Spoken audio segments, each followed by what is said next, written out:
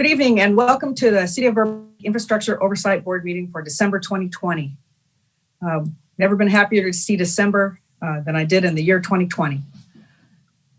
So we're going to begin with the flag salute, and Ms. Takahashi, our co-chair, is going to lead us in the flag salute. So everyone, please join us. All right, everyone, please stand.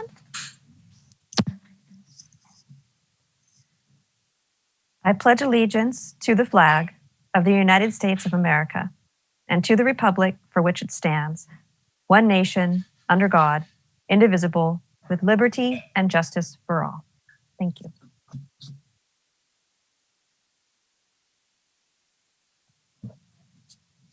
Thank you, Ms. Takahashi. We'll begin with the roll call. Okay. Armin Avazian. Walter Brennan Jr.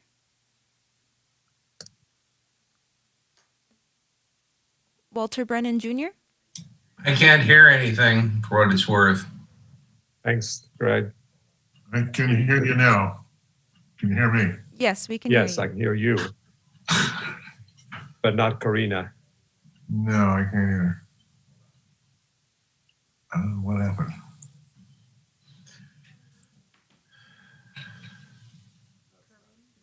Well, Hey, we're almost all here.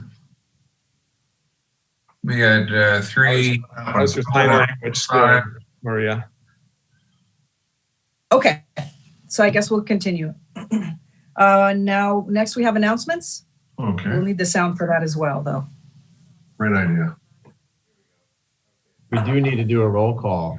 I'm sorry, we do need to do a roll call. So Karina, are you having some issues over there? Can We you hear me can't now? quite hear you. Can you hear me You're now? muted. Do you want to wave to us if you're having issues? Like thumbs down? Okay. All right. Okay, So let's can- hold on while they resolve those issues. Are you able to hear me Okay. now? I'm sorry, was somebody speaking through council chamber? I thought I Yeah. heard something. Are you able to hear me now? Yes. Okay, I can hear you now. perfect. Okay. Maria Coronado, Present. Greg Jackson, Here. Vanessa Rachal, Here. Tamala Takahashi, Here. and Jeff Vanderboort. Present. Thank You you. didn't call me. Walter Brennan Jr. Yep, here. Thank you. All right, next on the agenda, we have announcements.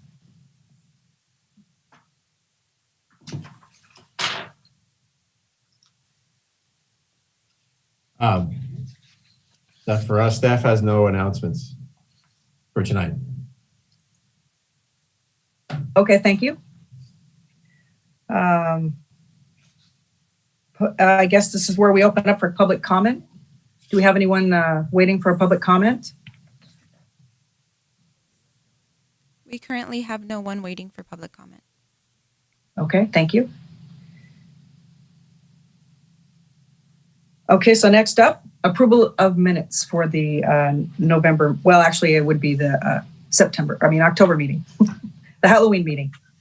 Madam Chair, Yes, I'm not going to vote in favor of the minutes. I feel they're inadequate. Specifically, the discussion that followed the public comment by the lady who has the parking issue, which I felt staff's response was inadequate to deal with the problem that was created by city staff, and that to ponder off to the counter kids at community development was an inadequate response. That's not reflected in the minutes. So since I'm voting against it, and there's only 4 of the 5 of us that were at that meeting, I think we'd best probably postpone this for a month to approve the minutes, because I think you need 4 votes for approval. all right. Do we need to? Sorry, we have a I'm going motion to and a interject. You actually only need 3 for approval. This is a 5-member board, so We have 7 members. I'm sorry. I'm so sorry. It's late on a Thursday. I apologize. Please continue.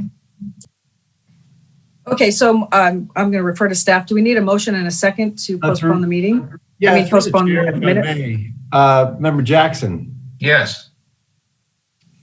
this is a point in time where you can make correction to the minutes, correct, Ms. Korahara?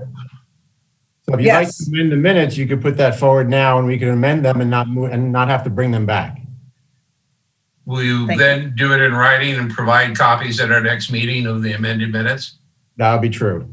Okay, I'll try to be more diplomatic. I like, which is difficult, I know.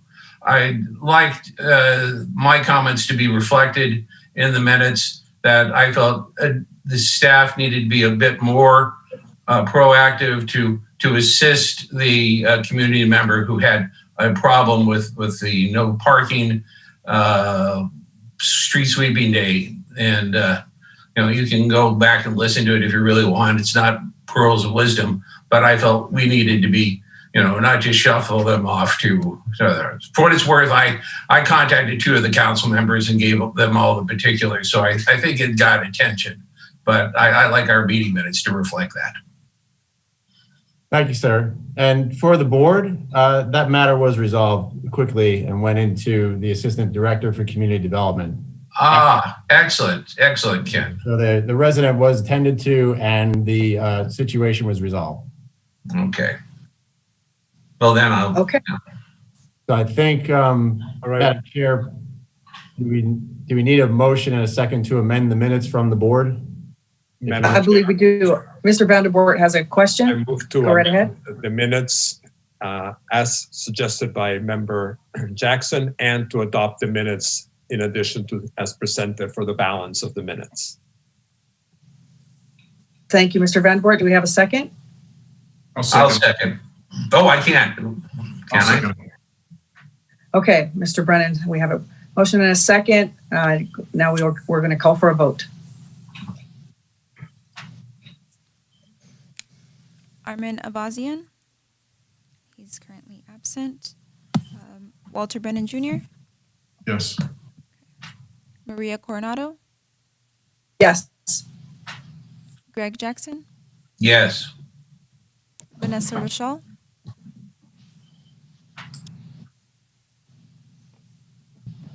I'm abstaining because I was absent, right? So I'm abstaining.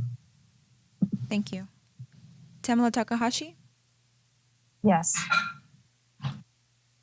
and Jeff Vanderboort. Yes. Thank you. Thank you, Madam Chair. Thank you, board members. Okay, now we have a report to the board on a public-private partnership. Thank you. Madam Chair, board members, we provided a similar presentation to the Development Oversight Committee a couple of weeks ago, and the public-private partnership is an interesting potential delivery method for the Central Library Improvement Project, and replacement project, really. And we'd like to take the opportunity to share that with the board. So that said, I'd like to introduce John Hughes and Corin Crawford from Griffin Structures to present that to you tonight. So, gentlemen. Hi, everybody. I'm John Hughes, Executive Vice President for Griffin Structures. We have a long history of working with public agencies, doing program and construction management. And Corin Crawford in our office is the Executive Vice President of our P3 delivery arm. And so Corin's going to be presenting to you kind of the background and a general overview of our understanding and some of the different aspects of what makes for a public-private partnership, some of the advantages, some of the cost-benefit analyses, and give you guys a kind of an overview for your consideration. As we think this is an innovative and exciting new form of delivery that many jurisdictions like your own have utilized to deliver new projects of this type. So with that, I'm going to hand it off to Corin, and he'll be leading the presentation. Thank you, John and Ken and all. It's a pleasure to be presenting again for the city of Burbank, and in this case, the IOB, as it's called. we're happy again to just give you an overview of public-private partnerships. John talked about my role here within the firm with Griffin Structures and leading our P3 business unit. One thing I also like to say is that before I joined Griffin Structures, I led infrastructure and public-private partnerships for the city of Los Angeles. And I was the kind of subject matter expert and led the procurements for the city, working directly with the CAO and briefing the mayor often. And so have spearheaded a lot of the notable public-private partnerships that the city of Los Angeles has done, either directly with projects like the expansion of the Los Angeles Convention Center, the Civic Center, and with a lot of advice and consent for the P3s that the airport is currently undertaking. So I come at this approach with 20 years basically of background and experience in public-private deals, be it real estate, infrastructure, and a variety of different asset classes. But really that Los Angeles experience, and now back on the developer side, really grounds the advice and the way that we approach this work, because we've sat on both sides of the table, so to speak, the proverbial table, and understand what it's like to be in your shoes as well as on the developer side. And we think that that is part of what makes us good at what we do. So I will start this presentation, and then I'll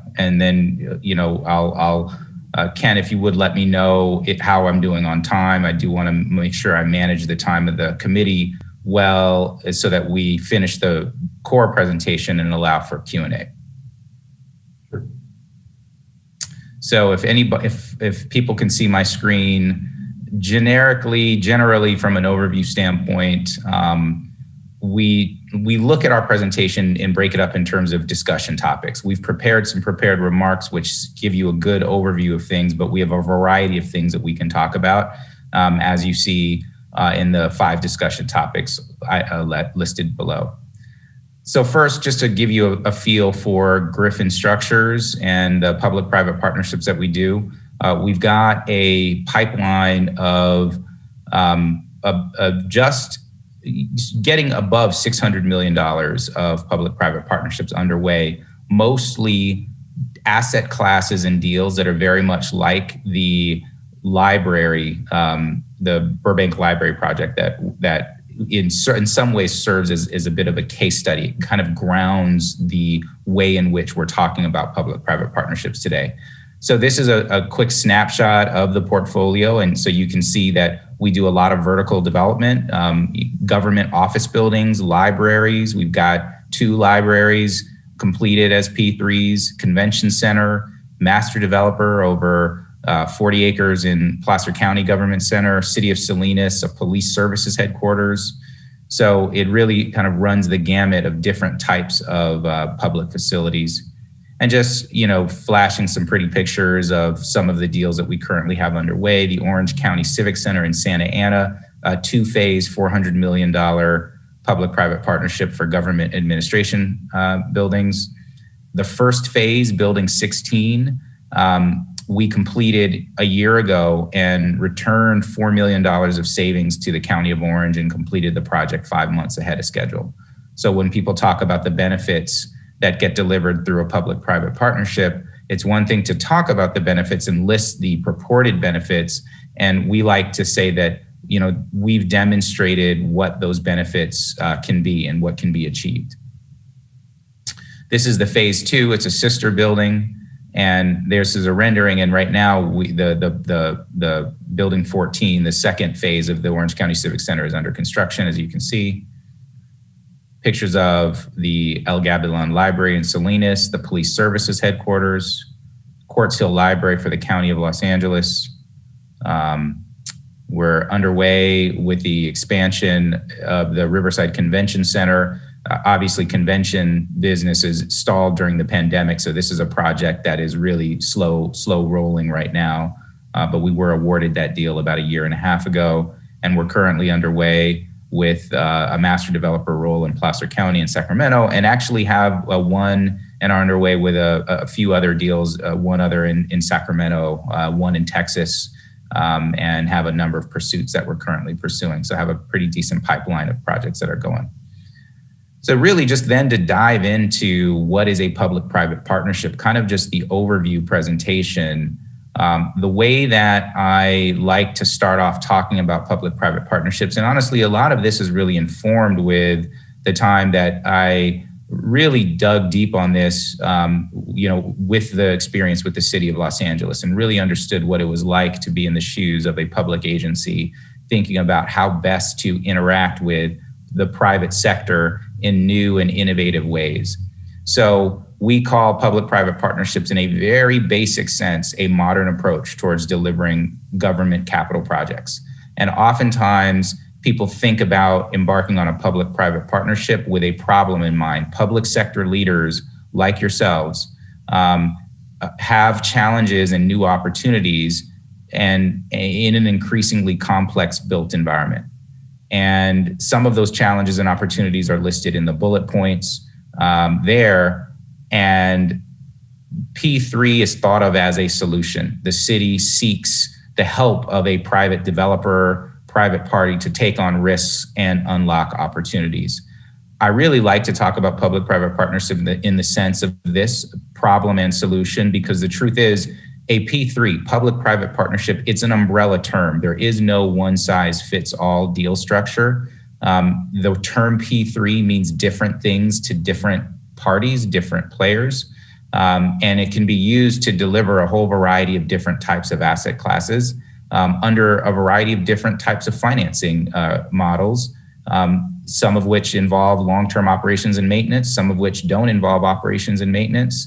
And so there are a lot of different pieces to piece together for defining a P3.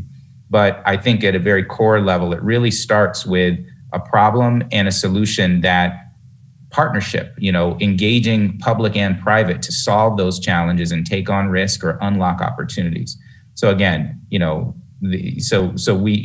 want to belabor this point too long, but this is a good place to start. The National Council for Public-Private Partnerships defines a P3 as a contractual agreement, like a development agreement, ground leases, P3 project agreements between a public agency and a private entity. And through that agreement, the skills and assets of each sector are shared for delivering a service or a facility. And that's an interesting point, a service or a facility. And then, it's about any contract structure is all about allocation of risk and reward and roles and responsibilities and sharing of resources. So that's how it's defined in certain contexts. But what I like about this definition is that when you talk about contractual agreements like development agreements or P3 agreements, ground leases, disposition and development agreements, to borrow terms from the redevelopment world, the truth is cities and counties have been doing public-private partnerships for decades. And there's a lot of institutional knowledge and intuition that can be brought to bear for the experience of structuring these deals with private parties for new and innovative ways to respond to new problems and challenges that cities and counties and other institutions face in 2020, 2021, and beyond, and for modern times. What a public-private partnership is not, we just want to be very clear that it's not privatization, nor is it free money. So on the privatization side, we as developers, it's kind of a real value of ours, is that we want to be a development partner to help public agencies steward their assets in better ways for modern times in an increasingly complex built environment. So this is not about privatizing public assets. It's about responsible ways to partner to share and shield risk to be better stewards of public assets.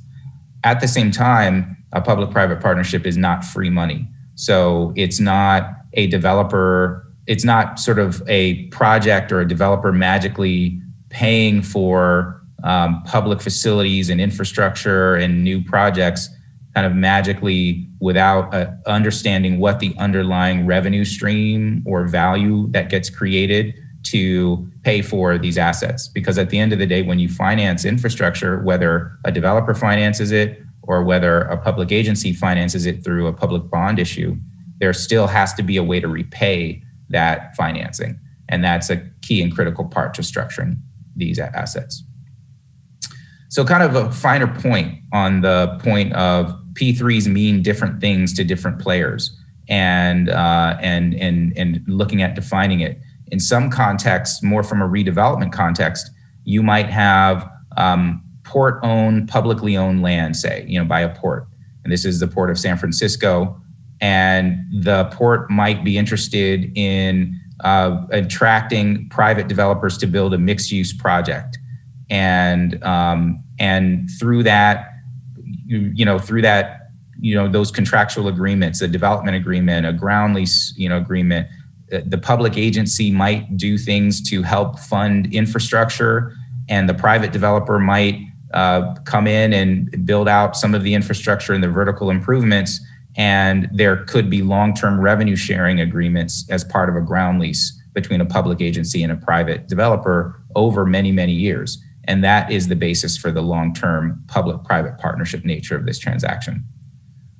Another example would be, the automated people mover out at LAX, where a P3 is thought of to build aviation light rail infrastructure, a project that is increasing, incredibly complex to a cost of, $2, $3, $4 billion.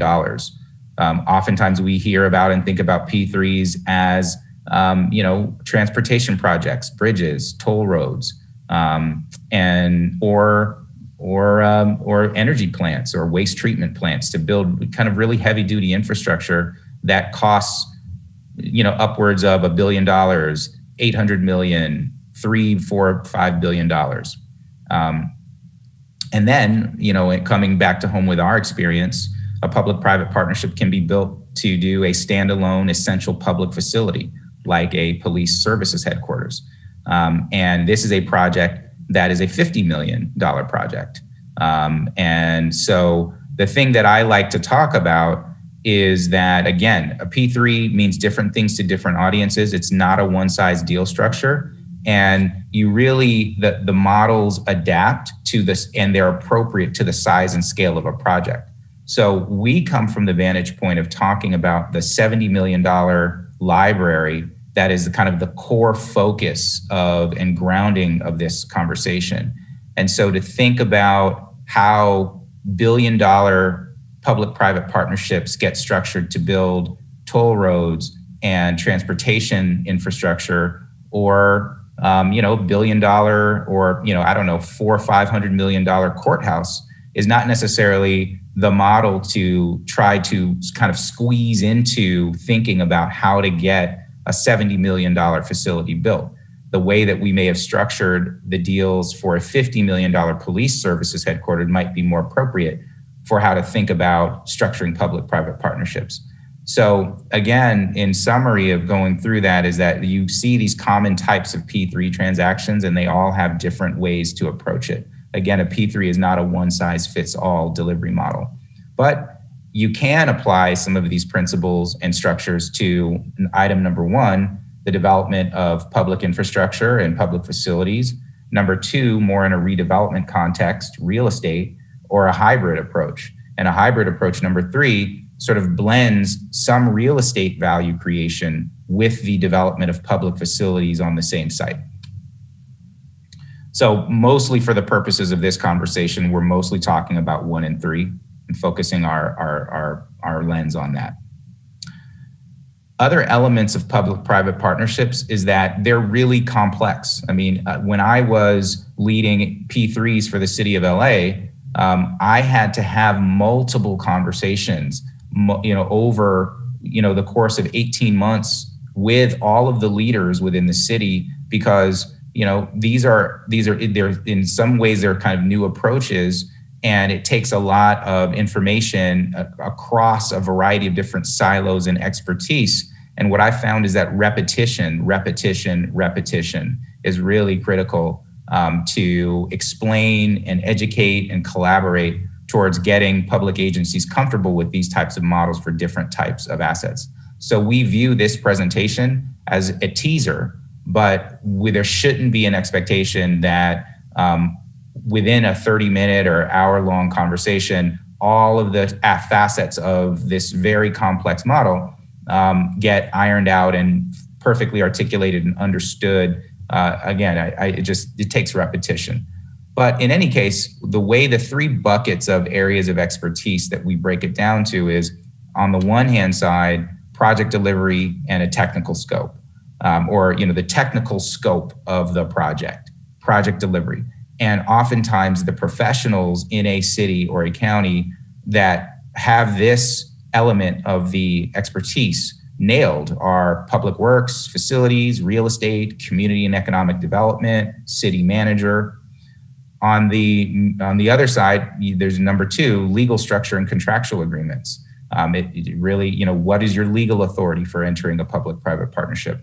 What is the transaction structure from a ground lease or a ground lease, facility lease, development agreements? There are even P3s that get structured through right of entry contracts or licenses. And so there's a lot of legal expertise and understanding of just different contract structures that really are the purview of the city manager and the city attorney, particularly city attorney, and outside legal counsel if there isn't that core expertise there. And then number three, project financing, your finance and debt management group, as well as city manager. There's kind of a common element here of the city managers tends to be the city executives tend to be the ones that need to corral all of these pieces of expertise together. And so, these are just highlighting some key aspects of project delivery. You've got traditional delivery and alternative delivery, and public-private partnerships fall within the bucket of alternative delivery. So when we want to talk about, sort of the nature of project delivery in a technical scope, defining out a capital project, the cost, the scope, the operations and maintenance, the approval process, all of that falls within project delivery. The legal structure and contractual agreements. There's municipal leasing like ground leases and facility leases, or development agreements, pre-development, development agreement, disposition, development agreement, and the whole basket of different legal contractual structures that get brought to bear. And then from a project financing standpoint, it actually, this is where it runs the gamut. You've got some projects that are just done privately issued tax-exempt debt. The developer, we often, issue tax-exempt debt. We take a fee developer model. We're not an investor. We're not an owner. We don't privatize infrastructure, but we do work to, facilitate low-cost tax-exempt debt and issue 100% of the project cost there. Other types of financing structures might be conventional financing, where it has equity and debt, like a bank loan. Or infrastructure financing is, you might be looking at equity placed from a pension fund or an endowment and structuring debt products that are quite complex. They might be private placement bonds. You might go to the public markets for bonds, or you might get debt from an insurance company or a reinsurance company. So it gets quite complex, but that's the project financing side of things. The other thing we like to talk about are some of the fundamental differences between private development and P3 development, because when we talk about this topic, we do hear some people try to take their intuition for what it means to develop private real estate projects and apply that to P3 development. So, on a private development side, it kind of involves these four elements. For the most part, it involves a land sale. It's like an ownership model. A land sale, a developer is going to own and operate different facilities. They need to buy land to do it. Or if they enter into a ground lease, the ground lease needs to, approximate fee simple ownership. And most of the time, a ground lease that approximates fee simple ownership is a 99-year ground lease, long-term ground lease, or a land sale. But for the purposes of simplicity, let's just say a land sale. Conventional financing involving developer or investor equity and debt, bank loans, Then the developer designs and builds a facility for a private real estate use, maybe a hotel, a mixed use project, but it's the developer who's owning these facilities, and the developer is the one who is sort of programming and placing the facilities and making sure that they get the right tenant mix in there, who pays rent. The developer takes the risk, all the rent payments, and ultimately the developer is owning the assets and they're getting a return on their investment. Whereas in public-private development, which is has some fundamental differences between private development, and again, I'm focusing our conversation on a P3 model that's most appropriate for a $70 million library, or a $50 million police services headquarters, or a $100 million city hall, say. But oftentimes it involves a land lease, not a land sale. The type of finance is different, where we as a developer, if, for example, would privately issue tax-exempt debt. And later on, I can talk about some of the performance that we've gotten in terms of the low-cost nature of this privately issued tax-exempt debt for 100% of the total project cost, no equity in the deal. The developer designs and builds a facility for a public real estate use, where a public asset like a library, city hall, police station, it's kind of like a public monopolistic asset in a way. There's only one long-term tenant of those facilities. It's going to be the the cities, cities through different divisions, would occupy those facilities all the time. The developer is not controlling the facilities such that we can lease it out to any private party. This is just a long-term lease with a public agency for the duration of the financing that's in place. And our model will structure a deal such that the public agency retains control over the asset and its operations and maintenance decisions, as well as its asset management decisions, including refinancing the P3 financing model that we put in place. So overall, on the left-hand side, public-private development, private development is like a developer-owner model. Private ownership, 7-year hold, sell for profit. Whereas public-private development is the owner and facility user is the government agency. It's a long-term ownership model. And the developer, for the most part, is like a professional service provider, fixed fee developer. That's the model that we're going to dig into a little bit more. We can certainly talk about other models, but this is key to this conversation. So we talk about some case studies. We've learned more about the Burbank Community Services Building as a case study for a project that was probably the largest capital project undertaken by the city recently. And that's a project, when we answer project deliveries, legal structure, and project financing, it's a city-led project, construction manager at risk. The city retains the O&M responsibility. City has separate contracts in the middle with design, financing, and construction. So a lot of cases, the city sort of plays the role of a developer. When I say a city-led project, the city is responsible for the hiring of all of the designers to build the facility, financing the facility. You enter into all of the contracts, and the city retains all the risks of cost overruns and schedule delays, and finances the project with publicly issued debt securities for 100% of the total project costs. As an example, the two projects I've talked a little bit about that we've done, the Police Services Headquarters in Salinas and the El Gavilan Library. The Police Services Headquarters of Salinas was recently completed. It's a 79,000 square foot facility, $50 million.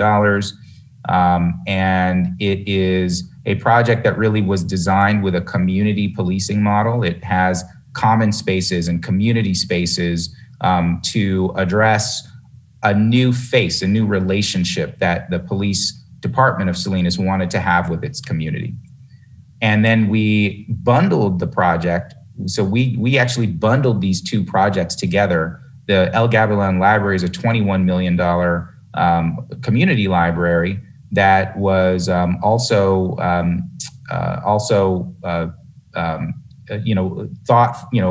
seen as a critical community asset. The role of a library is changing. It's not about book stacks anymore. It's actually about a place to learn new 21st century technologies. And so the library was designed to be a community hub, a community center, and a place to learn and gain new insights and skills for a modern economy. The revenue stream that is attached to each of these projects was a bond measure, Measure G, that was passed through a 1 cent general transaction and use tax with a 15-year term. And it's on the left or on the left-hand side, it's a developer-led project. We design, build, and finance the facility, and the city retains the O&M responsibilities. We finance the project utilizing 100% tax-exempt debt. Somewhat similar model for the County of Orange Civic Center phases 1 and 2. A lot of the common elements are the same. This is just a much bigger project. And so in terms of project delivery scope, I wanted to spend a little bit of time talking about some of the nuts and bolts of project delivery. And so this is a summary slide where we really it encapsulates a whole variety of different delivery mechanisms. Your public works folks will know these terms pretty, backwards and forwards, really. Design, bid, build on the left-hand side, and construction manager at risk, or CMGC, construction manager, general contractor. Those are thought of as traditional delivery mechanisms. And contrast that with alternative delivery mechanisms like design, build finance, operate, maintain. These are more, and what we say is just kind of a rule of thumb. When you start talking about defining a P3, whenever you're thinking about it from a project delivery lens, it involves private finance. So whether it's a design, build, finance model, or a design, build, finance, operate, maintain model, or DBFM is a shorthand, design, build, finance, maintain. It doesn't necessarily involve operations. This is the spectrum of different delivery models of how we kind of ground traditional alternative delivery and where P3 fits within all of that. As you go from left to right, the level of risk starts to, risk sharing is a spectrum. So if you're talking traditional project delivery on the far end of the spectrum, public agency risk is at its highest. And when you are on the far end of the spectrum, like a DBFOM or maybe even a concession, private sector delivery risk is at its highest. But we don't say that risk is gone from both parties. Every party has certain elements of risk. It's just what relative placement of risk is there. And we normally see the P3 models get thought of, when you think about doing a design, build, finance model or a DBFM model, and all of these delivery methods, like, increasing project cost, risk, and complexity, you tend to see more and more integrated and more complex P3s get structured when the size of the project or the risk or the complexity, you might have new technologies, or you might have just a very complex project. Billion-dollar projects are quite complex. These models become more appropriate and adapted as a project increases in cost size and complexity. The other thing to really note, as I alluded to before, is that you have different underlying roles that the developer plays between some of these different P3 models, where on a design, build, finance, it's more of a fee developer model, and the key risks that are being taken on in greater degree by the private sector include, cost and construction completion, schedule, financing, and procurement efficiencies. And when you get into a DBFOM model, it becomes more of like an equity investor model, where you do look at addressing a broader set of risks, including long-term operations and life cycle risk, in addition to cost, schedule, financing, and procurement. So the way that we show some of the embedded benefits that you get between a traditional project delivery and a P3 project delivery, and in this sense, we're comparing traditional design, bid, build with design, build, finance. There are a couple of things that we like to note about some of the structural benefits, time benefits that get created from doing one versus the other. Within a traditional design bid build delivery, highlighted in yellow, you see that oftentimes it involves 3 different RFPs for your A&E team, your financing, which also might involve some kind of election, a local election, and then your builder. The design phase for a traditional delivery is very sequential. You design the whole project, schematic design, design development, construction drawings, SDDD and CDs, and then you hand it off to the next. You hand off a completed design to a builder, and that gets financed by a public bond offering. And all of these gaps in the process, every time that you have a gap in your process, that's an additional risk, because when you're handing one thing off to the other party, certain things get lost in translation. Versus a design build finance job that we might talk about has one RFP, so you have a much shorter process, and you hire a developer to design, finance, and build the project. So there's really no gaps in that process. The developer manages the entire process.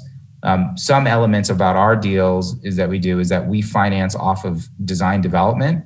So we'll issue a guaranteed max price and finance the project, and then complete a design build delivery that involves completion of construction drawings and fast track construction, where you're able to begin demolition and earthwork and grading while your construction documents for the vertical facilities are getting completed in parallel. So there's just a lot of really fundamental efficiencies in this process that create time savings. In general, we think about 6 to 9 months time savings just embedded in a more efficient procurement process and delivery process.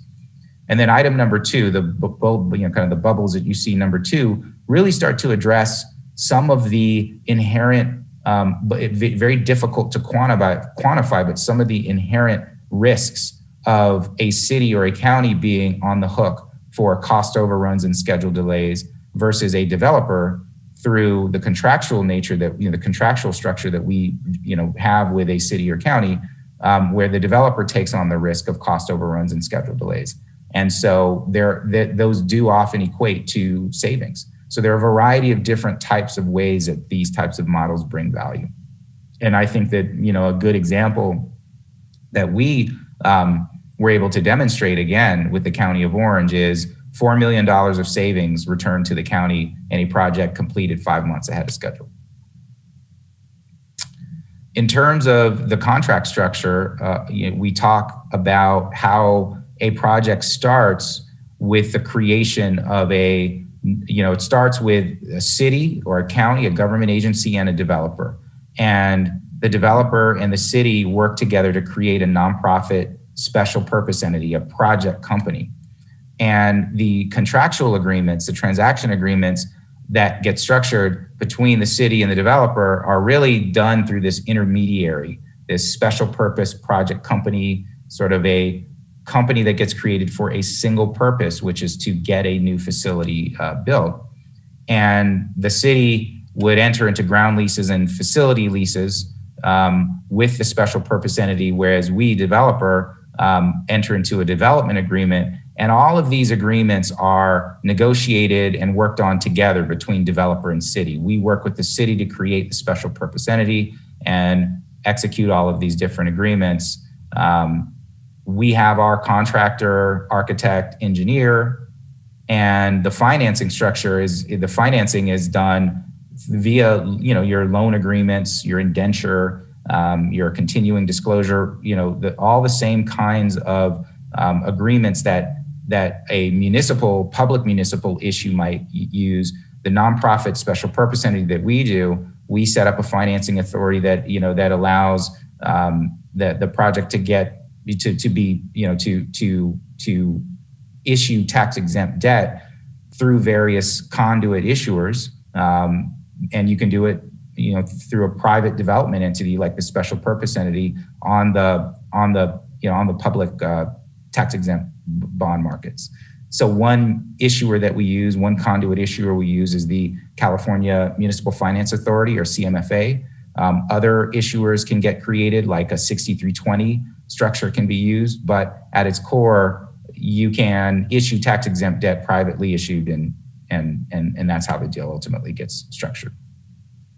So these are some fine points about how the deal is executed: landowner, facility owner, special purpose entity, developer. There can a variety of different financing models can be used. We rely often on tax-exempt debt, but there are a variety of different ways you can finance it. And an important thing to keep in mind is that there's government control of the asset itself. So we have the nonprofit special purpose entity. The city owns the land through a ground lease. The city leases the facilities from the SPE, and the SPE, we place city employees on the board of the SPE. So just like you have this infrastructure oversight board, members of this board might be on the board of this SPE. And the SPE, once you are on the board of a corporation, you control the corporation and you make decisions like who's going to operate and maintain the facility. Does the city's department do it, or do we hire an outside vendor to operate and maintain it? Do we refinance the debt early, or do we pay out the debt over a 30-year period until it is it's retired? And once it's retired, the facilities revert automatically back into the ownership of the city directly. And then I've talked through all of this. I want to get on to questions, but I talked a lot about project financing, and you kind of generally know that we have flexible ways in which we finance a project. But when we think about where to start with funding options, and from taking a financing lens, a project financing lens for a city or county for how it finances facilities, you really have a couple different options. Number one is you have a pay-as-you-go approach. This is not a P3. This would just be literally you pay cash through taxes collected or accumulated or grants or other fees, and you pay cash on a pay-as-you-go basis for a large facility. Not many agencies have $70 million in a bank account sitting around to just pay cash for a new library. And so you think about borrowing those funds. And in the middle, you could borrow it through a public bond issue, either a GO bond or a lease revenue bond. And then an alternative for that, from a financing lens, again, is municipal leasing. So if you were to take, public-private partnership, one of the kind of core methods you could think about is through a municipal lease. And your lease payment, through leasing, you, rather than going out for a public bond issue that might need voter approval, through leasing that doesn't require voter approval, you can work with a private developer to get facilities built. And there are a whole variety of different benefits that we note here, A through F, that comes along with a public-private partnership, like low cost, privately issued tax-exempt debt, no voter approval necessary. The developer are performance guarantees on cost and schedule, turnkey delivery in the sense that the city doesn't pay on the lease until the project is completed and placed into beneficial occupancy by the city. We talked about the procurement efficiencies and staffing resources, item F. Oftentimes we see cities and counties that might not have the staffing resources to undertake different projects. One point I'd like to make about the lease structure. In a facility lease, the city would be paying a lease to lease the facilities, and then the nonprofit entity pays debt service on the debt that it issues. There is no profit spread there. There is no developer, there's nobody making a profit on that lease. The lease rate in the facility lease is equal to the debt service. So it really is a pass-through. And so in this model, we are fee developers. We have a developer fee for the performance guarantees and undertaking the financing and delivering the entire project from concept to keys. And we have a developer fee. And once the project is placed in service and delivered and accepted by the city, we're no longer in the deal. We're out of the deal. We're not in a long-term position on the project. We're not in an equity profit-making position. We've had our fee, and the lease payment that the city makes is a real pass through into servicing the debt on these facilities.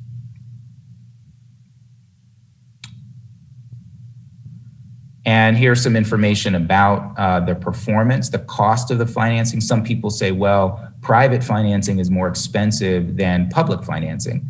And the truth is, under this model that we're presenting, again, kind of looking at the idea of a $70 million library, we've demonstrated that we actually, in certain cases, had, through our privately issued tax-exempt debt, had better pricing, lower spreads, lower cost of financing than the public agency would have gotten on its own.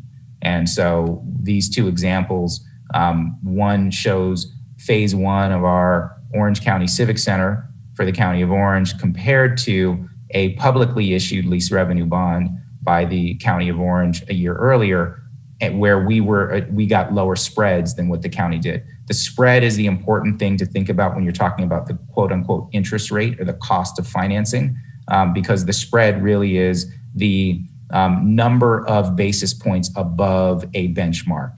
And so we got lower basis point adjustment and lower basis point, additions to the benchmark. And a similar conversation can be had with our phase two County of Orange Civic Center. We don't have a comparable example within the County of Orange, but what we did do is compare what the County of San Mateo, with a similar credit rating to the County of Orange, was able to do on its own in a similar time period. And we had a better spread. Negative 26 basis points is better than negative 23 basis points. So I'll stop there. This is kind of the overview, and we have more content that are more supplemental slides. But again, we like to talk about the fact that a P3 is a solution. It's a customized approach. We embed a lot of really core benefits for a public agency. We do transparent deals that are subject to audit. The savings revert to the city or county. It's an open book process, and so the transparency, the open book nature, the audit feature within the deals that we structure are mirror the type of public, kind of capital improvement approach that a public agency has to abide by. Transparency, the open book nature of it. Savings revert to the city, so we don't have an incentive to balloon the costs or in some way or another. We do a good job of talking about our projects in a way that you can show that not all P3 models are the same, right? Like some get a bad rap, but we structure these deals where we really can articulate the benefits and the responsible way that we're stewarding public assets and public funds. So I guess I'll stop there. I think I've talked about everything, but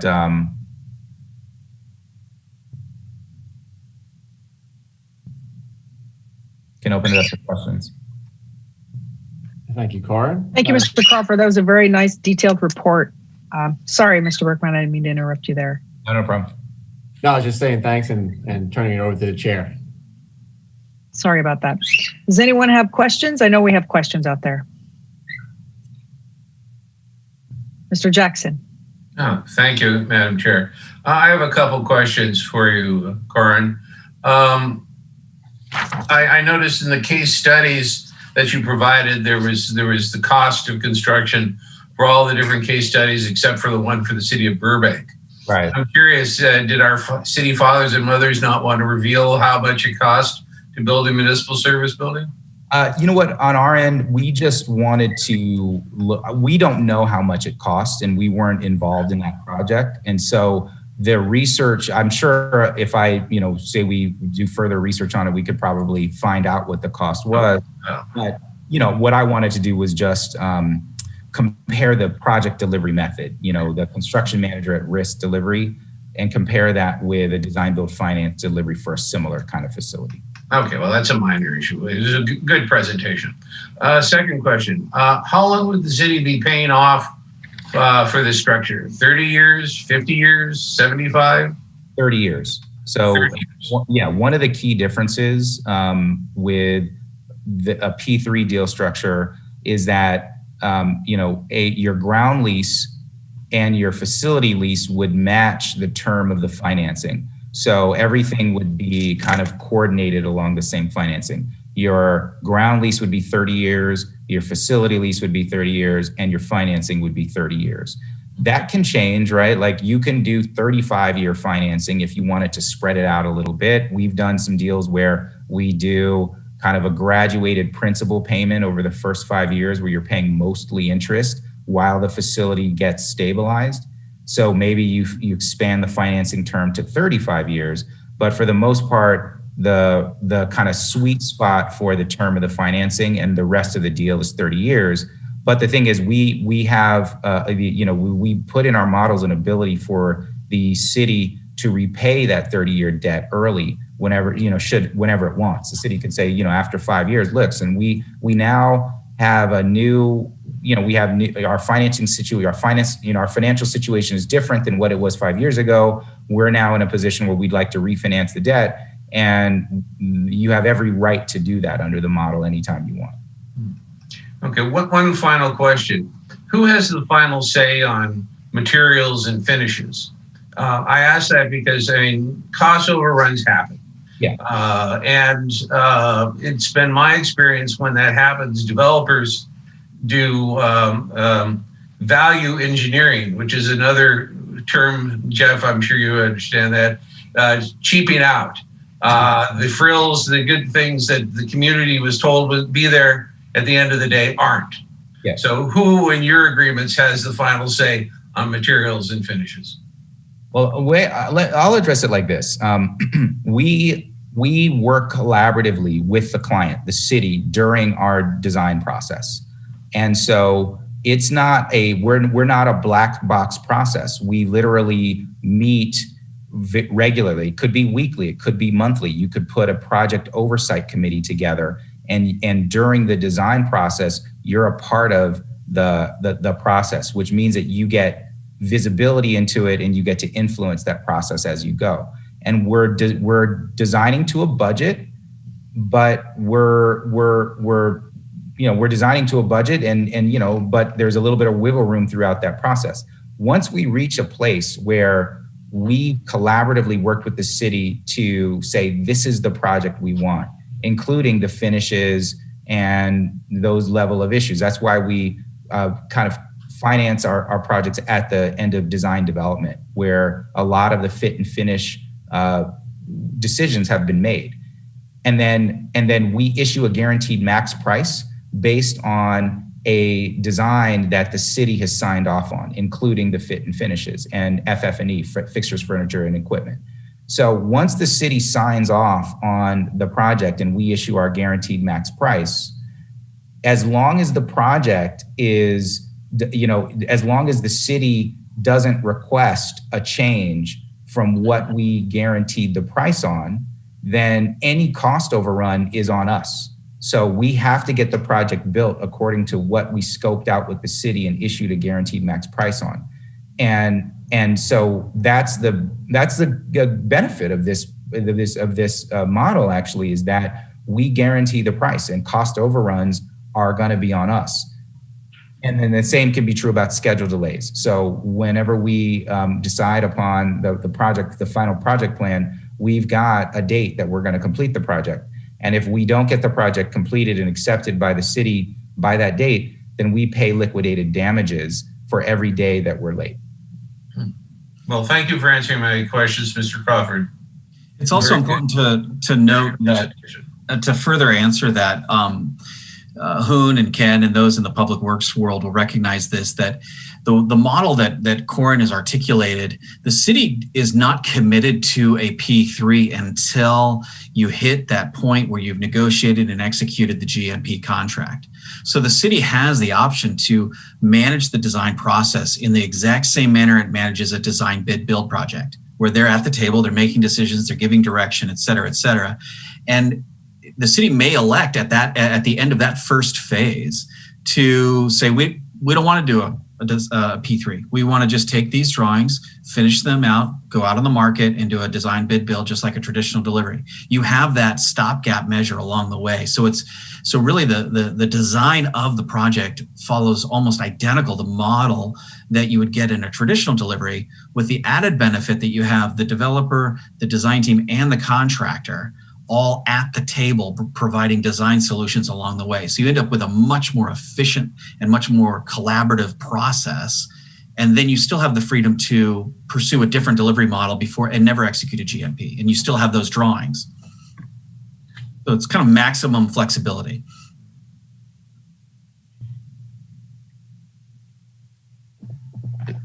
Yes, please. Quick question. Because your firm already has companies that it does business with, is that why it's faster? Because if the city were to do it, the city would have to go into RFP and go into another RFP. And so your company already has firms that you're right now, existing firms. Is that what you're trying to say? Yes. And I guess the idea is that, you know, in one RFP, you select a developer. And so by selecting the developer, the professionals that work for the developer, including your designers, our financing team, all of our engineers, and all of the people that are needed to get the project done, through one RFP, you enable the developer to make its hiring decisions for its key professionals. And oftentimes when we submit a proposal, we already submit who our team is going to be. So you know who the core members of our team are going to be: the architect, the builder, and the engineer. So you can specify who you'd like to hear from those players, and so the professional credentials of the full team that you're going to work with, and you get that full team with one RFP rather than having to sequentially issue 3 or different RFPs to get that same team together in a different delivery model. And those are just some kind of fundamental embedded efficiencies in the procurement that speed up the process. And what if the city's uncomfortable with one of your firms that you're doing business with that you already have on board? What if we're uncomfortable with, we've had experience in the past with that? Yeah, and there are a lot of ways. So think about this as a competitive procurement where there are 3 or 4, you're evaluating different teams. So if you're uncomfortable with some of the players that we have on our team, you might not select us. You might just say, well, we would rather the team that has the level of professionals that we are comfortable with. So we have seen that, or we've seen processes where a city has said, well, we like your team and we want to select you, and we'll give you an ability to change team members. So again, it really is just dependent upon how you go about things. And the other thing to note is when it comes to construction projects, the majority of the risk and the majority of the money is spent on the trade contractors, the electricians, the plumbers, the framers, the steel guys, the concrete. That's where the real work and that's where the real dollars are spent. And in the process of developing the GMP, that bid process is fully open book and transparent and follows the public contract code. So for example, we're doing a P3, Hoon is our project manager. The contractor is going out to bid for concrete. The general contractor who's on our team has to submit and demonstrate 3 or 4 competitive bids for the same scope of work that's fully transparent, that we all review with you in the city. And we know exactly who it is that we're working with and what we bought. And there are built-in pre-qualification standards. So, you might have worked with a concrete company that you had gone into a lawsuit with at some point in the past. You don't want to touch that concrete contractor. Well, you have that level of transparency during the creation of the GMP, so you get to select your team in that regard and mitigate that risk. That's another good point.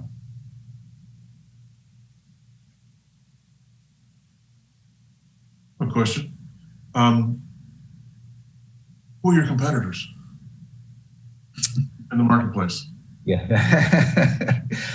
I mean, full disclosure, I was like, shit. I know you. This is a great presentation. Yeah. But I'm curious as to who do you think is able to compete against you in the marketplace? for All this right. county? So the real answer to all of this, right? And this is this. There are developers who specialize in your $1 billion projects. And oftentimes the developers who specialize in public-private partnerships and they deliver large-scale infrastructure projects, in certain contexts on certain projects, there are competitors. They often have a set way in which they like to do business that's applied and adapted to a $1 billion people mover or a $500 million waste treatment plant or whatever the case may be. Some of those names are like Edgemoor Infrastructure and Real Estate, Macquarie, Fengate, Plenary. Those are some of the names that you hear often mentioned in that sphere of the business. Then and then we call ourselves, we really specialize in what we call the middle market. The middle market are deals that are 50 million, 80 million, 100 million, 250 million. And when you get into these middle market transactions, the competitors become different. Like, a lot of the players that I just mentioned aren't interested in a $100 million deal. They're set up as big infrastructure funds to build toll roads and bridges, and they only want a deal that's going to be 800 million minimum or something like that, right? So once you start working with developers that specialize in the middle market, Edgemoor Infrastructure and Real Estate, Clark Construction is another one that we see a lot. Hunt Construction, they're not really West Coast as much. They're more Midwest and East Coast, but we see them. And then sometimes you'll get local developers. So there will be, and this is where it gets kind of tricky, right? Because if you say, here's a $70 million library next to a new mixed use development opportunity, then a local developer is going to say, I can do that. And they may or may not be able to do that, but instinctively they're going to be, developers are we're optimists and we think that we can do everything. So, they're going to, the local developers are going to, yeah, I can do that too. And they're going to throw their name in the hat. So it really depends on the size and scale of the project and the like. So we have a lot of competitors and we see different competitors depending upon the different kinds of deals that we do. But we're really good. We as a team, we like to say that we have the expertise and the capacity to do your large $600, $800 million deals, but we intentionally focus our expertise on cities and counties who want to do 50, 80, 100, $120 million deals, and that gives us a really good competitive advantage. Thank you. That was good. I can't believe I just said that all, on a recording too. That was good. That was very good. Good presentation. Liked it.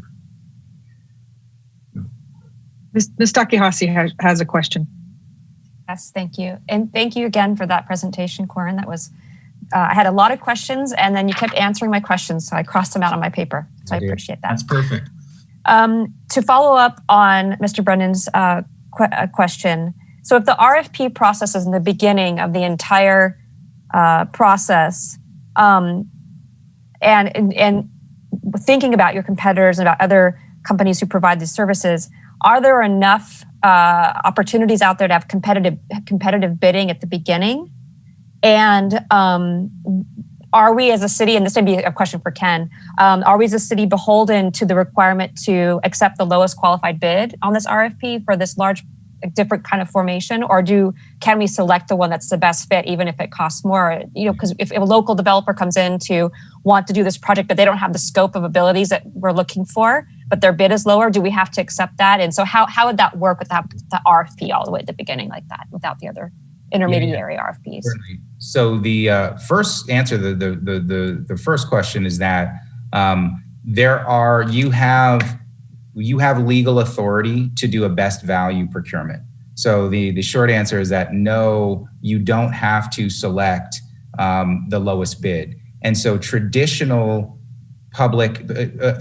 design bid build project delivery subject to the public contracting code, that will, in a lot of ways obligate a city to select the low bid.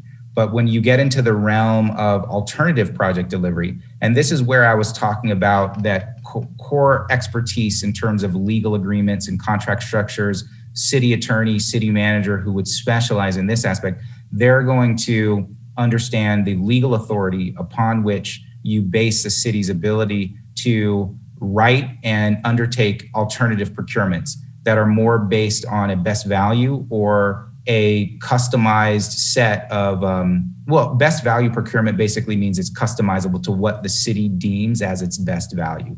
And I can send to Ken an opinion letter that we had written by Best and Krieger about the options that a city or county has available to it for the legal authority that it has available for issuing a alternative procurement.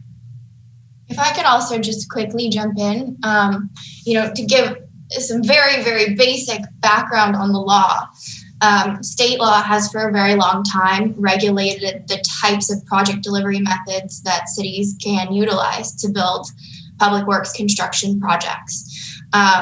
There's a difference between the laws that apply to general law cities versus laws that apply to charter cities. Burbank is a charter law city. And so we've always had a little bit more flexibility in terms of deviating from some of the very strict procurement requirements under state law. More recently, the state has broadened cities' authority to enter into public-private partnerships. And so you are seeing these types of project delivery methods more often now.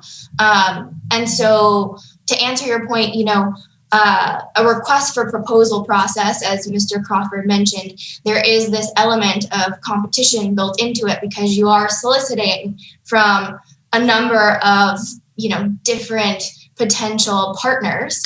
But it allows you to select based on best value.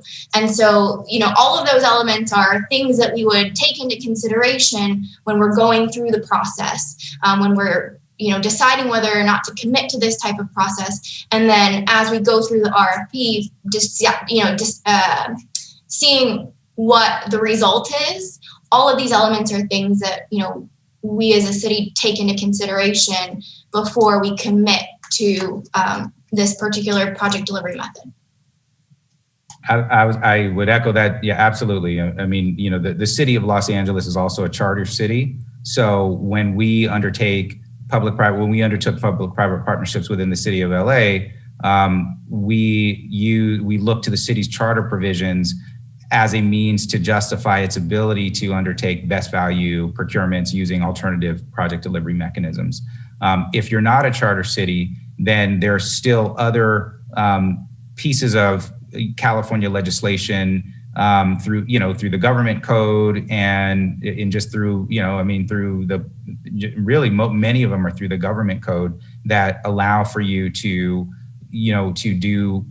do public-private partnerships based on its leasing activity, as well as there is, I think it's called 5659, which is specifically calls out public-private partnerships in infrastructure. Great, thank you. I also have another question. I'm sorry, you did mention the number of bids you would likely get, and I think that more is a function of the way you reach out through the procurement process, where you advertise the procurement, where you have that project.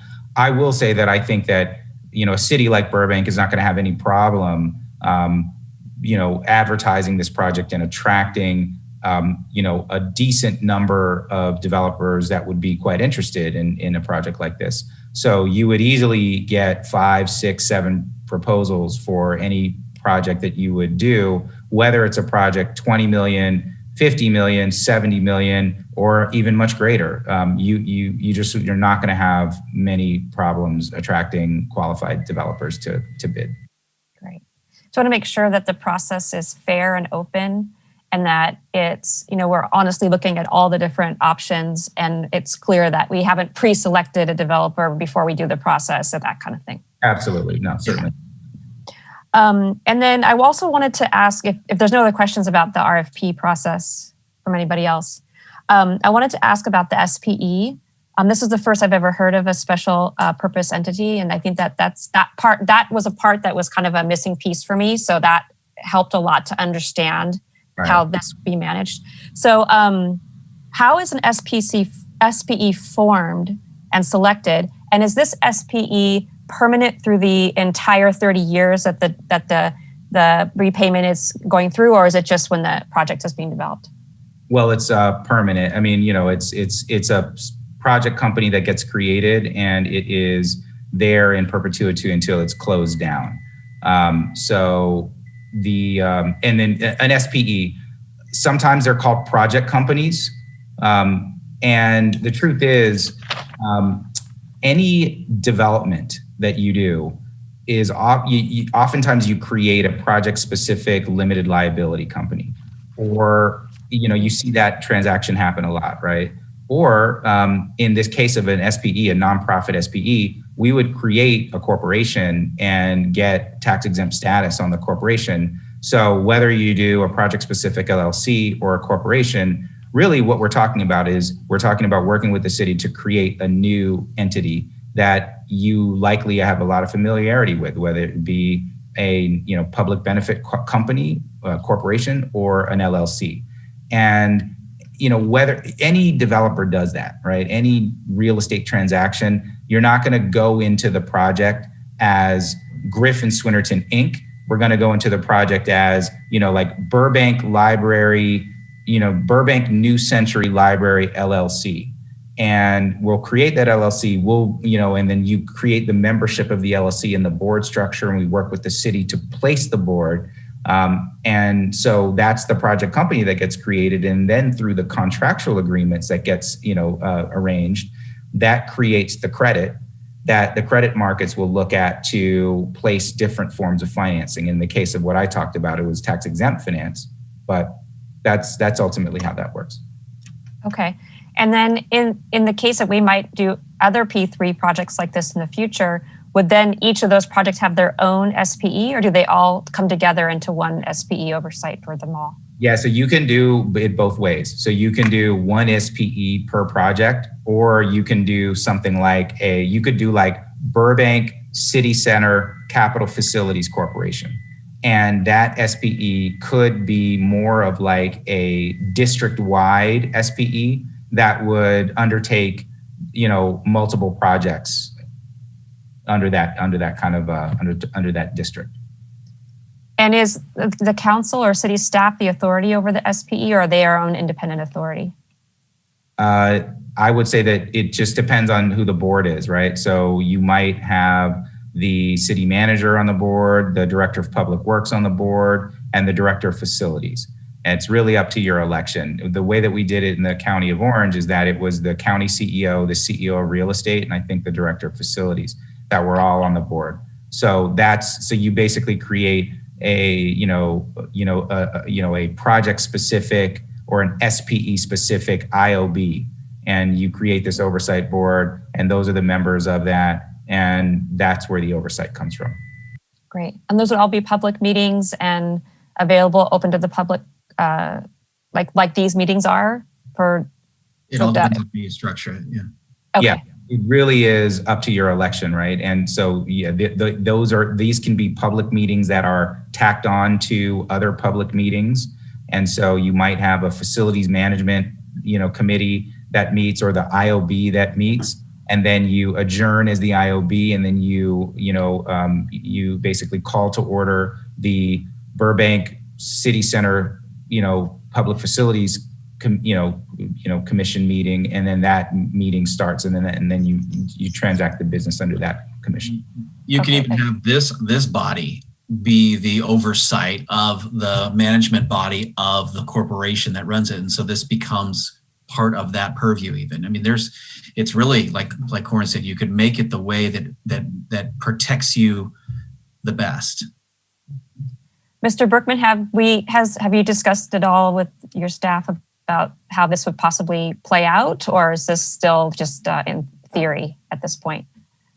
It's a potential. Yeah. Okay.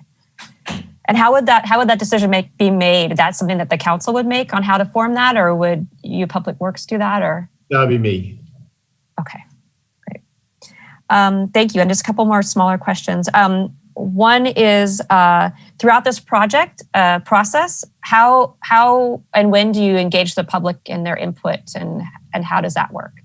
Yeah, great question. And just like we talk a lot about collaborative process with the city throughout the process, our process, I mean, this is development, right? And so it really is flexible. It just shows, it's more reflective of like the values and the practices of a developer who you're working with, right? So I should just, instead of telling you, I mean, I can give you an example of a project we're currently doing in the city of Rancho Cordova, where we were selected in July to be the developer of the city center for the city of Rancho Cordova. It's a small city, 70,000 population outside of Sacramento.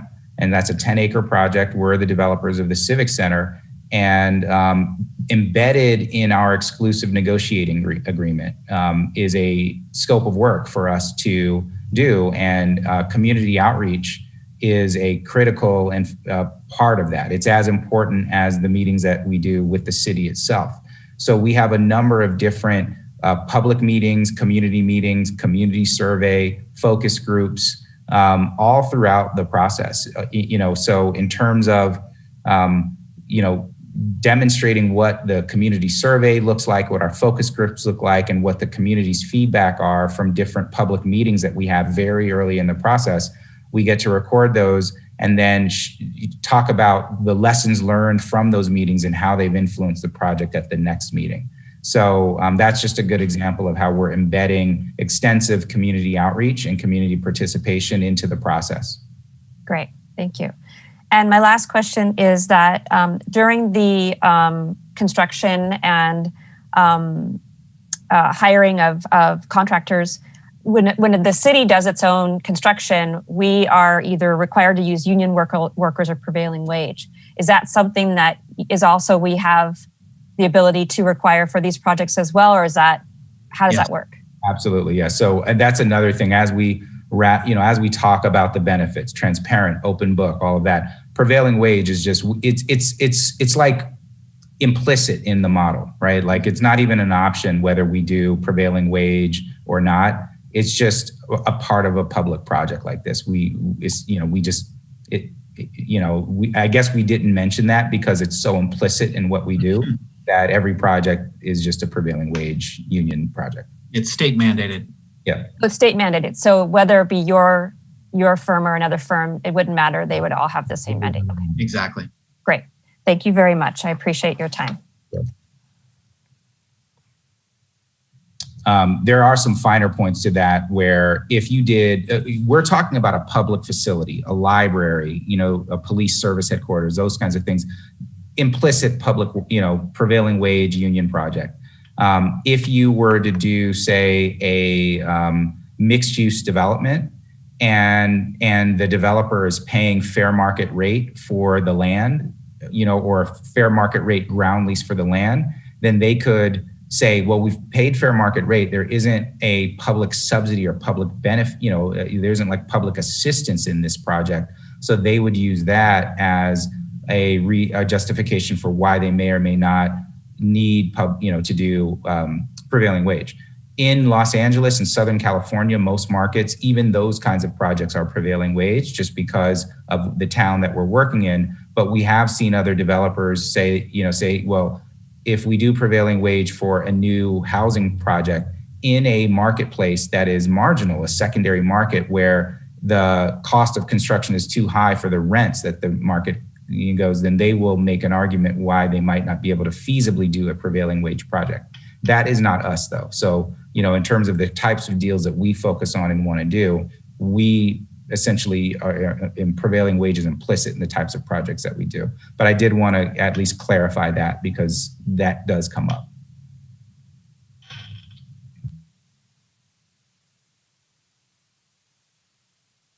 Madam Chair. Yes. Thank you. If I may, I want to thank both of the gentlemen for the presentation. Mr. Crawford has been very clear and very, very specific, and my colleagues have asked mostly all of the questions that I had, if not all of them.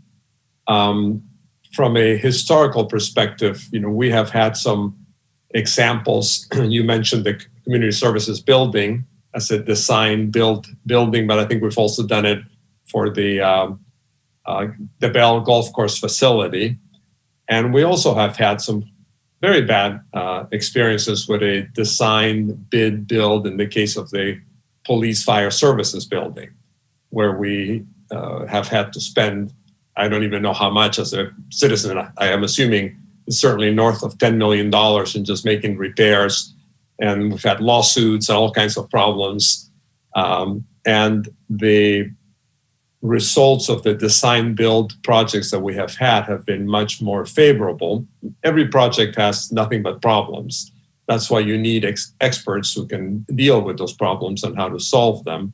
I think the alternative method of a design build, and in this case, you're adding the financing aspect to it, is probably the best method that we can use. There's a sad reality. Government cannot do things inexpensively. This is by definition. Government has to comply with endless regulations, let alone with a process that is slow, because everything requires participation and action, and most of it is very favorable to help us as citizens understand what's happening and provide input. But the reality is, by having a design, build, finance option, this PP3, or I'm not good with acronyms, but at the end of the day, an alternative that allows our capable staff to work with outside experts and take advantage of that expertise and be able to shorten the time frame is the best that we can hope for. I know we're in the courting stage. I think that you said this was a teaser presentation, so I appreciate it very much.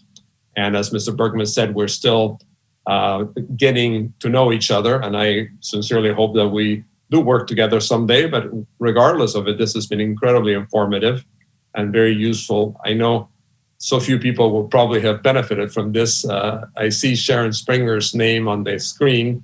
Hopefully Mrs. Springer will have passed this on to the council, or you're also making presentations to the council. But I certainly would recommend at the very least that they watch this to give them a better sense. I know at the end, all of this boils down to one word, and that is trust.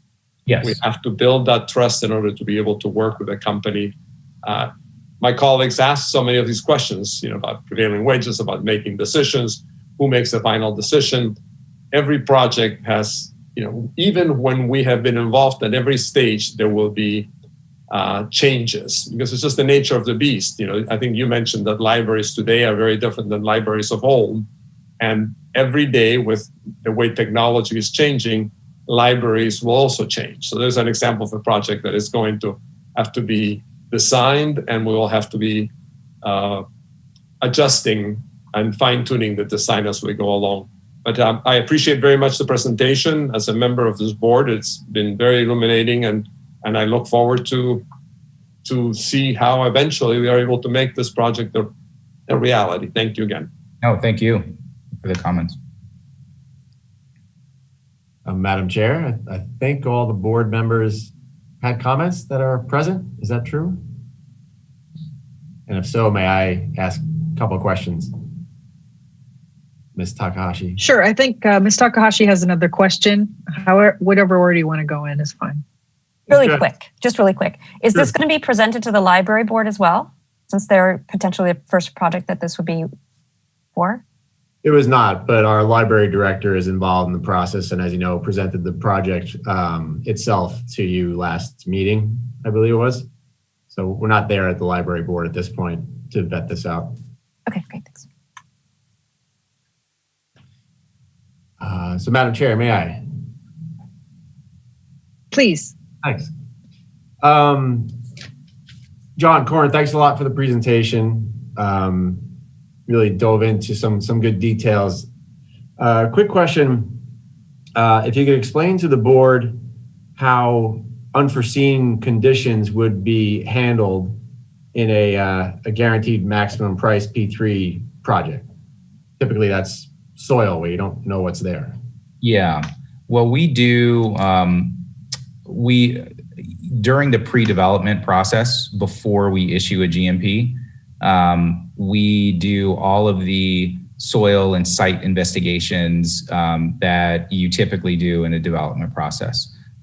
So we would look at, we would get a sense as to what we think is a reasonable risk and knowledge of sort of subsurface soil conditions. And as you know, that's where a lot of the risk is. Hazmat and unforeseen subsurface soil conditions, whether it be kind of old abandoned sewer lines or even railroad tracks or whatever the case may be, that may be a part of that and the like. So it's up to us in a lot of ways to do the work to get a feel for what the subsurface soil conditions are, what the hazardous material issues are on the site, and embed that into our project plan to a degree of risk and certainty that we can, that we are comfortable with to issue a guaranteed max price.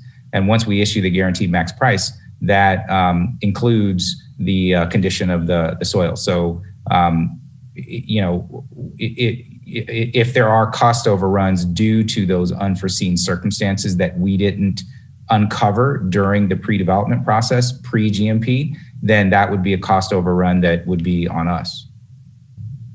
And specifically, I believe in the contract terms, there are set value to contingencies and other, I forget the term, scope mods. Yeah. And there's kind of two key mitigants on how you deal with unforeseen conditions. The first is your due diligence. And one of the ways that design bid build projects have the kind of cost overruns that we heard about a minute ago, where you just run into problem after problem, is that you have a disconnected team. You have to do a separate RFP for your geotechnical report. That person delivers a report, and then you have a separate team that does a design iteration, and they just rely on that report. With a P3, you have a fully integrated team where the geotechnical engineer and the structural engineer and the contractor are all literally at the table, asking questions, looking for this, asking for additional borings. And so you mitigate it through collaboration. That's the first kind of key criteria. The second is exactly what you were leading to, is how you deal with contingency. As you all know, when you do a public works project, you award for the contract, and then the council will award for a certain percentage of contingency, anywhere from 5 to 10%. In a P3, that contingency is baked into the GMP and fully transparent to the city in the negotiation process.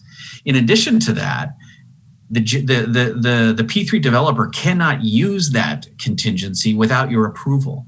And so it's you get the benefit of not having the risk, and yet you also get the benefit of having a say as to how it's used, if that makes sense. And so in that regard, and those two key components greatly reduce the risk that's undertaken in a P3, which is one of the main reasons why the financing rates that you get for those tax exempt bonds that Corin mentioned earlier are so favorable, because they actually spend a lot of time diving into those risk mitigants that you don't normally see on a public works project because of the disconnected, broken nature of each contractual effort, so to speak.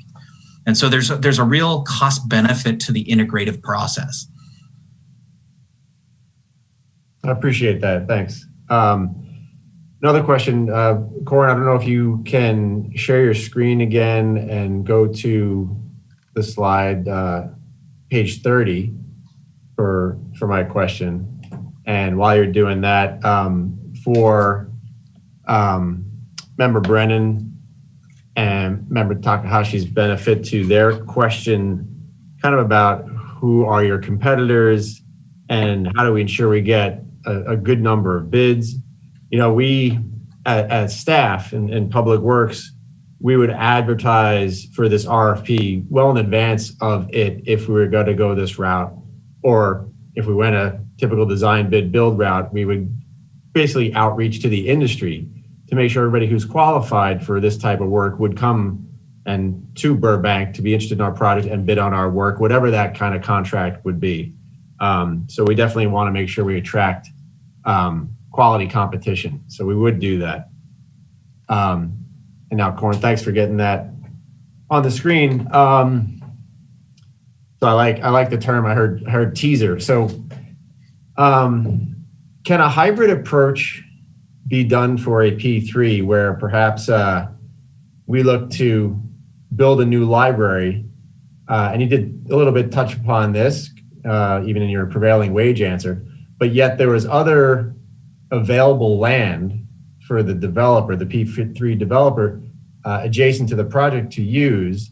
So it kind of can be library is the public-private partnership, and then there's other development that can kind of be for the private sector purely, and that in effect allows a greater value to the constituency of Burbank, let's see. Yeah, for sure. So you have this slide. This slide speaks to a little bit of what you were saying. There's number 3, the hybrid approach, where you have projects that have an element of real estate and an element of public facilities on the same site. And our project, the Riverside Convention Center, is a good example of that, where highlighted in red are the public facilities, public parking structure, expansion of convention center, public plaza, and all of this other development that you see. You haven't seen the site unimproved, but all this other development is adjacent private development. So, any convention facility needs to have a connected hotel. And so this is a hotel that's literally connected right up to the convention center expansion, new office, mixed use, residential. And we're basically, there's a co-developer. There's a developer who is specializing in hotels and office and mixed use. And we're the developer doing the public facilities. And we coordinate with that developer both on design and timing and schedule to essentially do what you just talked about. Great. Thank you very much. Sure. Madam Chair, my last comment, also to Member Takahashi's point about are we beholden to a low bidder? So what this is typically known as, if we were going to go down this route, would be a qualifications-based selection, or a QBS. And we would do, the way we could envision this is we would do this selection on a qualifications base. We get the proposals and we can make the price, the cost proposal, a consideration. So we get the proposals, we rank them, and then perhaps we open up the envelope. Separately, we'd have them propose their fee and cost, and open up, say, 3 to 5 proposals, cost proposals, and wouldn't open the others because they weren't the top ranked. We'd return them. We would consider those costs, and then we would re-rank those firms based on their qualifications and now the costs, and then typically bring the top 3 or 4 in for interviews, and then make our final selection based on the entire profile of what we see for a final rank. And that's what we bring to the council for public meeting to say, this is the right team for our job, whatever that job, including the library, turns out to be. So I just want to kind of elaborate on that potential solution there. So Madam Chair, thank you very much for the time. Thank you.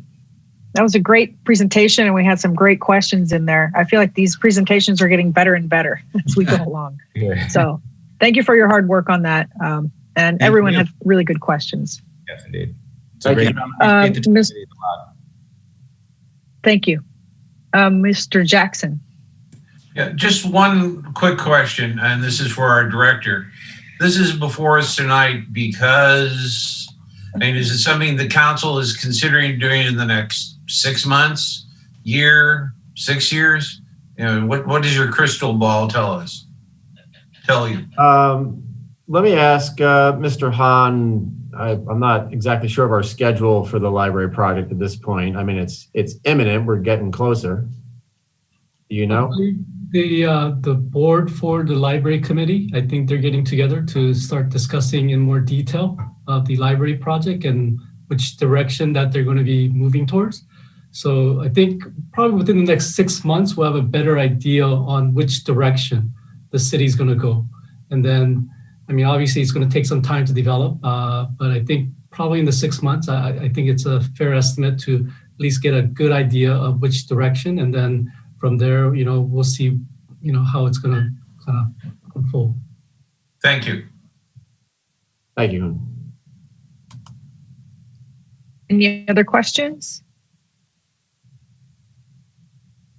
All right. Thank you. I think we'll move on now to future agenda items. Introduction. This is the introduction of additional agenda items. So this is where we can request future agenda items if anybody has any. Well, we will sign off then. Thank you all for your time, and Thank you, everybody. We'll be in touch, I'm sure. Thank you. Thank you.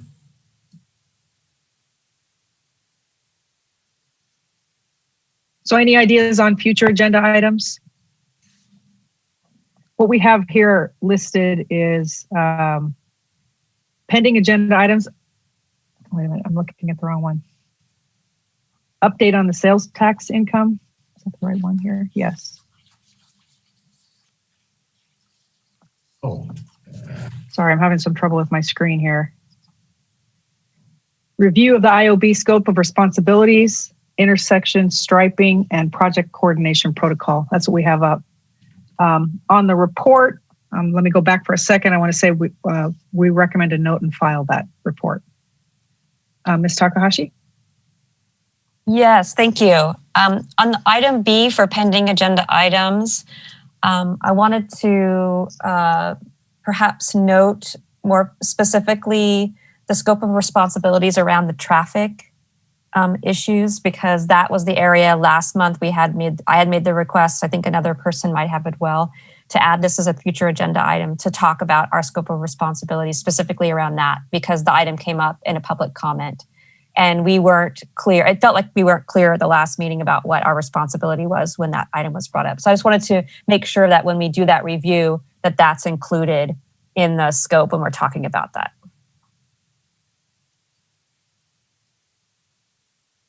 Great, thank you. Does anybody have anything to add? yeah, Madam Chair, I had a question. Item C, intersection striping. I'm not sure who proposed that of the membership, but can anybody clarify what that's about? Yeah, Ken, I brought it up. You had left the meeting last month, and I had noted that, the new intersection crosswalk configuration, which is reminiscent of what the Beatles had 50 years ago on their Abbey Road album, seemed to be wearing out. I looked closer, and so I was wondering, did we stripe them, or did a private contractor, and Mr. Hahn didn't have answers to that question. So I was curious about that. I looked a little closer since that meeting, and it seems a lot of the striping is just dirty. It's just gotten, there's more surface area of paint, and it's gotten covered with grit. So it may not be quite the wearing issue that I initially thought it was. Ms. Kurohara, can I answer that in this forum right now? Brief answer, Mr. Berkman, yes, you may. Thank you, Member Jackson, and for the board. Our striping is redone once a year throughout the city and on a specific schedule. So I appreciate you bringing this up and clarifying it for me. And if there are any specific locations that the board members or anybody listening out in the public would like to bring to my attention, please reach out to me and we can investigate specific locations. So thank you for the time. Ms. Takahashi. Thank you. And on the topic of striping, I actually have spoke with, I think it was Public Works, or maybe it was Traffic, about a year ago about crosswalk striping on Magnolia. And I had been told that it was going to be, each crosswalk was going to get the large zebra striping, and it hadn't happened yet. So I was just wondering if maybe I need to follow up. I think it was David Kriske I talked to on that matter. So maybe I could follow up with you on that topic.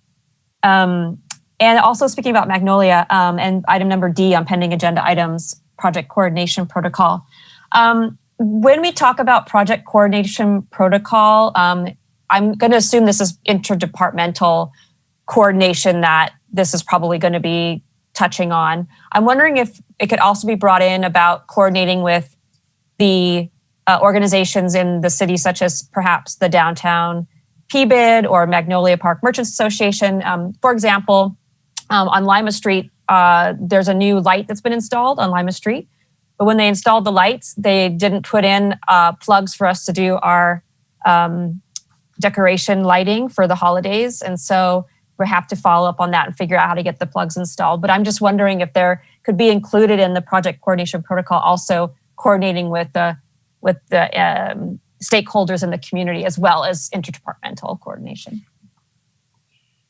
So not to get into a discussion on something that was not agendized. That is a specific project. So, and that specific project is not done yet. So I'm not sure if those will be installed. Okay. So if there are any, again, like the striping, if there are any specific requests that the board member has, please reach out to me about the project or infrastructure maintenance related questions. So feel free to reach out to me, please. Great, thank you. And Madam Chair, I do apologize. I did have to leave last meeting early, but was project coordination protocol also added when I was gone? I believe it was. And was the request, or it was just a question of how do we do that? Yes, Ms. that was Takahashi, yeah, that was my request. I think it was Mr. Hahn that I made the request to, because he had mentioned in the last presentation about how, I forget what the context was, Mr. Hahn, about coordinating the different projects to make sure that there's not replication of or undoing of project progress in order to do another project. I forget exactly what the context was, but you had mentioned coordinating the different aspects of a project through cross departments. Yeah, I mean, definitely. I mean, we're trying to create a new culture of communicating interdepartmentally and also within the department also. And so it's as far as right now, we're trying to create a new way of doing things. And so as far as Ken and I, we've been actually talking about how to best move forward. I think Ken always has shared that, based on our experience, we like to see how things should be done. So we're definitely going to establish a new protocol on how we're actually approaching these projects. And then that's something that we will present to you and how that's going to be, how the future projects will be actually developed and delivered. Okay, thank you. Does that clear it up? Yeah, it sounds like it's an assignment for whom, so good. Yes. Thank you all. Great. Well, what a good meeting we had. And if there isn't anything further, Ms. Vanderbart has a question. Madam Chair, just right ahead. very, very, very quick thank you to Ms. Rosales for joining the board, and we look forward to working with you. So welcome, and we thank obviously your predecessor as well for her work, but I know you're instrumental to us because you're the one who sends us emails and information. So I want to make sure we butter the toast the right way and we keep you working and helping us serve and do what we need to do. So thanks very much. Thank you. Thanks, Madam Chair. Yes, absolutely. All right. Well, we hope everyone has a safe and peaceful holiday season, wherever you might be. Most of us will probably be at home. Our next meeting will be, of course, now I lost my page, January 28th, 2021 at 6 p.m. right here on Zoom. Okay. Thank you, everyone. Happy holidays, everybody. Holidays. Thank you, Ken. All right, take care. Thanks, everybody. Thank you.